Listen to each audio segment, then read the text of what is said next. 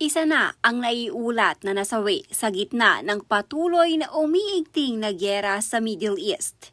Ito ay kinumpirma mismo ni Pangulong Ferdinand Bongbong Marcos Jr. Ayon sa Pangulo, kinilala na ng pamilya ang biktima na si Mary Ann Velasquez de Vera, isang overseas Filipino worker na caregiver sa Israel. Batay sa paunang impormasyon, nasawi si Mary Ann habang sinisikap iligtas ang kanyang inaalagaan sa gitna ng kaguluhan sa rehiyon. Tiniyak naman ng Pangulo ang agarang pagbibigay ng tulong at buong suporta ng pamahalaan sa naiwang pamilya ng biktima. Patuloy rin ang pagmumonitor ng gobyerno sa kalagayan ng iba pang Pilipino sa Middle East upang matiyak ang kanilang kaligtasan. Magandang gabi, ating mga kababayan.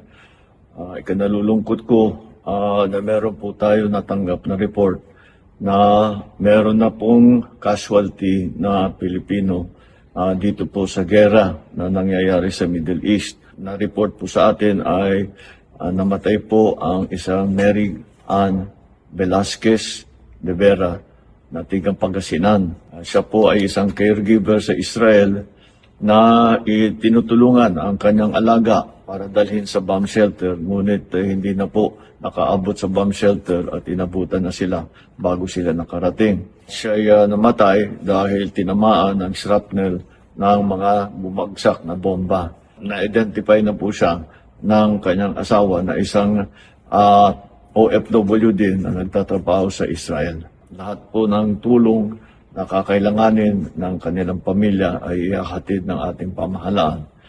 Patuloy po ang ating pagmonitor sa kalagayan ng ating mga kababayan na nasa gitna nitong gera, patuloy pa rin sa Middle East. Asahan po ninyo na pagka meron tayong maire-report ay ire-report ko po sa inyo.